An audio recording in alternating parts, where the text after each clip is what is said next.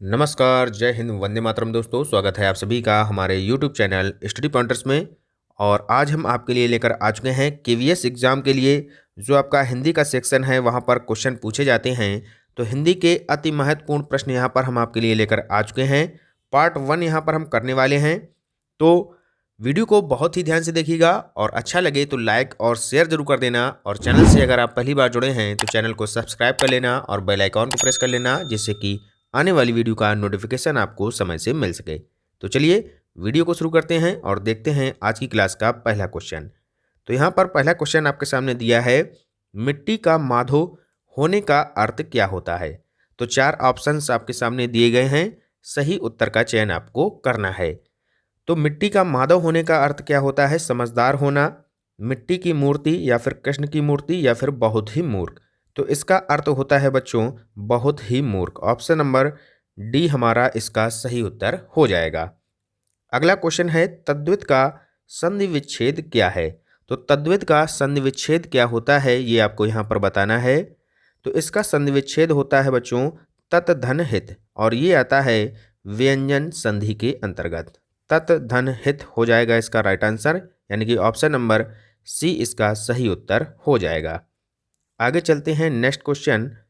अगला क्वेश्चन है कि बीती विभावरी जागरी, अंबर पनघट में डुबो रही, तारागढ़ ऊषा नागरी। उपर्युक्त पंक्तियों में कौन सा अलंकार है। तो यहाँ पर बच्चों आपको बताना है कि कौन सा अलंकार है। तो यहाँ पर पंक्तियों का जो अर्थ है वो है कि रात बीत चुकी है, अब उठ, यानी कि एक सखी दूसरी सखी से कह रही है कि अब उठना चाहिए, रात जो है वो बीत चुकी है। ऊषा रूपी जो स्त्री है, यहाँ पर ये आ रहा है इसका अर्थ निकल कर। और जो अंबर रूपी पनघट है ये भी यहाँ पर समझ लीजिएगा। और घड़े रूपी तारे यहाँ पर डुबो रहे हैं, तो ये इसका अर्थ यहाँ पर निकल रहा है। और ये आ जाएगा बच्चों रूपक अलंकार के अंतर्गत। ऑप्शन नंबर सी इसका सही उत्तर हो जाएगा।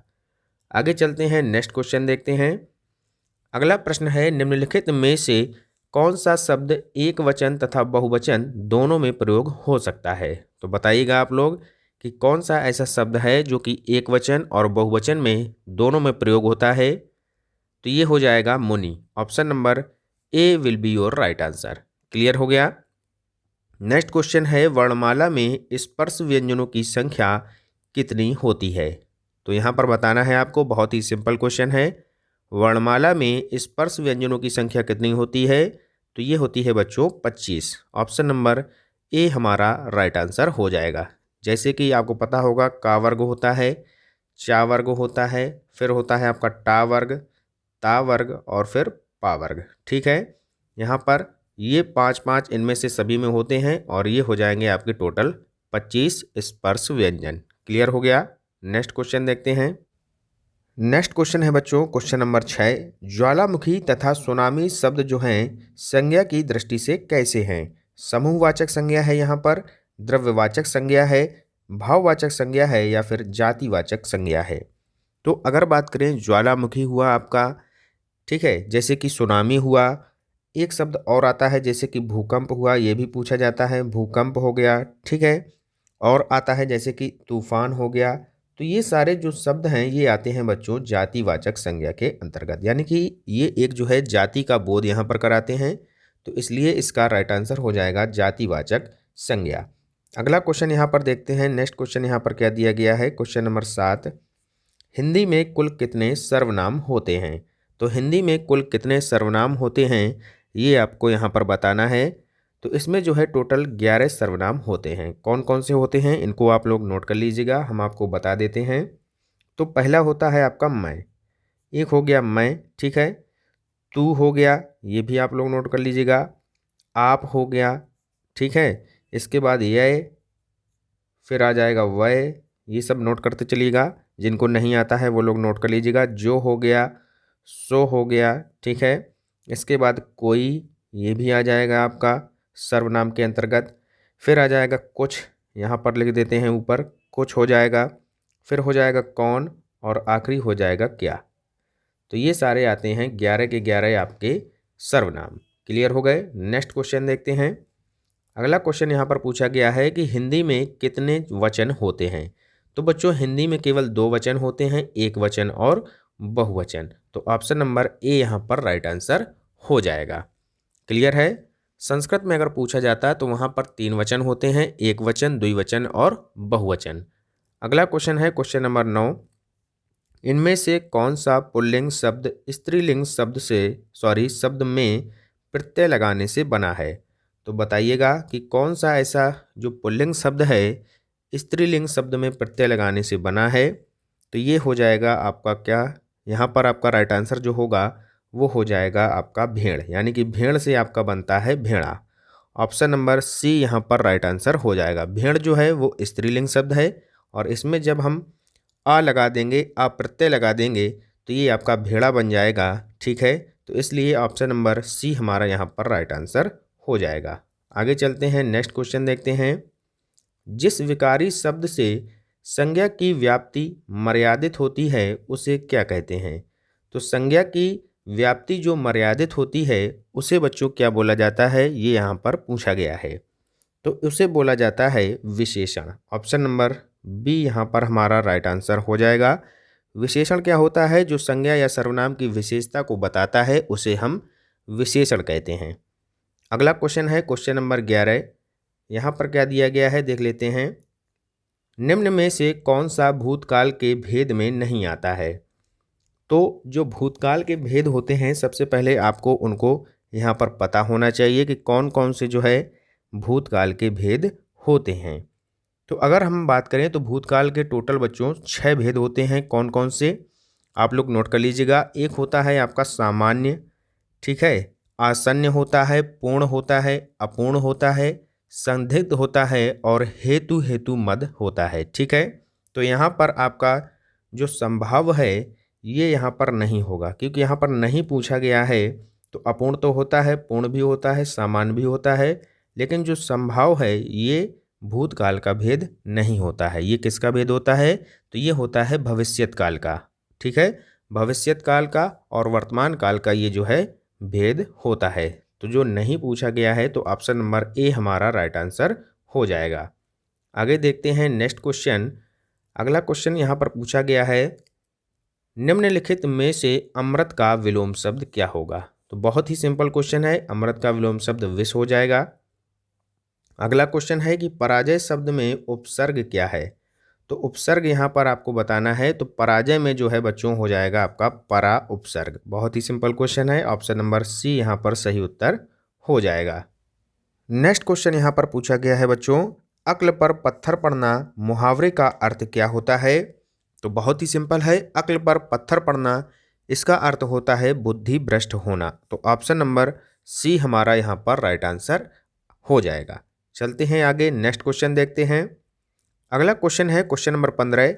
प्रत्यंग किस समास का उदाहरण है? तो प्रत्यंग जो है ये किस समास का उदाहरण है ये आपको यहाँ पर बताना है। तो प्रत्यंग को अगर हम समास विग्रह करेंगे तो ये हो जाएगा प्रतिधन अंग। किस में हो जाएगा? प्रतिधन अंग हो जाएगा और ये आ जाएगा अव्ययी भाव समास के अंतर्गत। तो ऑप्शन नंबर ए हमारा यहाँ पर राइट आंसर हो जाएगा, क्योंकि जो अव्ययी भाव समास होता है उसका जो पहला पद होता है ये आपका अव्यय होता है। अगला क्वेश्चन देखते हैं, स्वर संधि कितने प्रकार की होती है? तो बहुत ही सिंपल क्वेश्चन है, बच्चों वाला प्रश्न है। तो स्वर संधि जो होती है बच्चों ये होती है आपकी 5 प्रकार की। ऑप्शन नंबर डी इसका सही उत्तर हो जाएगा। कौन कौन सी होती हैं? एक होती है आपकी दीर्घ स्वर संधि, क्लियर हुआ। दूसरी होती है आपकी गुण स्वर संधि, एक हो गई दीर्घ, एक हो गई गुण। फिर हो जाएगी वृद्धि संधि, जो वृद्धि स्वर संधि होती है। उसके बाद हो गई आपकी एक यड़ स्वर संधि, यड़ के बाद हो गई आपकी अयादि। तो ये होती हैं आपकी 5 स्वर संधि के प्रकार। चलते हैं आगे, नेक्स्ट क्वेश्चन देखते हैं। निम्नलिखित में से शुद्ध वाक्य कौन सा है? तो शुद्ध वाक्य आपको यहाँ पर पहचानना है। तो शुद्ध वाक्य यहाँ पर कौन सा हो जाएगा बताइएगा। तो पहला दिया है कि यह असली गाय का घी है, ये तो गलत हो गया। यहाँ शत्रु से खतरा है, तो यही शुद्ध वाक्य यहाँ पर हो जाएगा। ऑप्शन नंबर बी इसका सही उत्तर हो जाएगा। चलते हैं आगे, नेक्स्ट क्वेश्चन देखते हैं। अगला क्वेश्चन है कि यातुधान का पर्यायवाची है। बहुत ही अच्छा क्वेश्चन है ये। यातुधान का पर्यायवाची क्या है ये आपको यहाँ पर बताना है। तो यातुधान का जो पर्यायवाची हो जाएगा बच्चों वो हो जाएगा राक्षस और निशाचर। ऑप्शन नंबर डी यहाँ पर राइट आंसर हो जाएगा। इसके और भी पर्यायवाची होते हैं, जैसे कि दनुज हो गया, ये भी यातुधान का पर्यायवाची होता है। ठीक है, राक्षस को और हम दैत्य भी बोलते हैं, तो ये भी इसका पर्यायवाची हो जाएगा। दानव भी इसको बोला जाता है, ये भी हो जाएगा। तो इस तरीके से ये सारे पर्यायवाची होते हैं यातुधान के। ठीक है, नेक्स्ट क्वेश्चन देखते हैं। अगला प्रश्न, शुद्ध वर्तनी वाला शब्द यहाँ पर आपको पहचानना है। तो शुद्ध वर्तनी वाला शब्द यहाँ पर आपका क्या हो जाएगा बच्चों? ये हो जाएगा अधीन। ऑप्शन नंबर बी हमारा यहाँ पर राइट आंसर हो जाएगा। क्लियर हो गया? चलते हैं आगे, नेक्स्ट क्वेश्चन देखते हैं। शयन का विलोम क्या होगा? बहुत ही अच्छा क्वेश्चन है। तो शयन का विलोम यहाँ पर आपसे पूछा गया है, इसका विलोम हो जाएगा जागरण। ऑप्शन नंबर ए हमारा यहाँ पर राइट आंसर हो जाएगा। अगर आपसे जारज का पूछा जाए कि जारज का विलोम क्या होता है, तो इसका होता है विलोम औरस। क्या होता है? औरस इसका विलोम हो जाएगा। किसका? जारज का हो जाएगा। ठीक है, अगर आपसे पूछ लिया जाए कि व्ययन का क्या होता है विलोम, तो व्ययन का बताइएगा, सभी लोग कमेंट करिएगा। तो इसका होता है बच्चों अर्जन। व्ययन का अर्जन होता है। आगे देखते हैं नेक्स्ट क्वेश्चन, जो कहा ना जा सके। तो वाक्यांश के लिए एक शब्द आपको यहाँ पर बताना है कि जो कहा ना जा सके उसे क्या बोला जाएगा। तो इसको बोला जाएगा अकथनीय। ऑप्शन नंबर सी हमारा यहाँ पर राइट आंसर हो जाएगा। अपठनीय क्या होता है? तो अपठनीय होता है जो पढ़ा ना जा सके। ठीक है, और जो पढ़ा जा सके यानी कि जो पढ़ने योग्य हो उसको पठनीय बोला जाता है।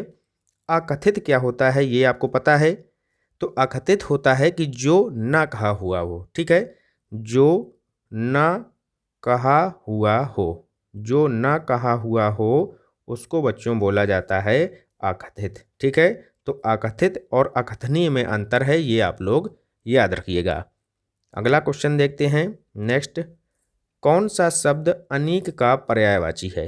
तो बताइएगा सभी लोग, अनीक का पर्यायवाची शब्द यहाँ पर आपको बताना है। तो इसका पर्यायवाची हो जाएगा सेना। ये जो है सेना का पर्यायवाची है अनीक, ये भी आप लोग याद रखिएगा। अग्नि के आग, पावक, अनल, दहन आपको पता ही होगा। तुरंग, घोड़ा, ये सभी पर्यायवाची होते हैं। नेक्स्ट क्वेश्चन है, शिक्षक ने पाठ पढ़ाया किस कारक का प्रयोग यहाँ पर हुआ है? बहुत ही सिंपल क्वेश्चन है।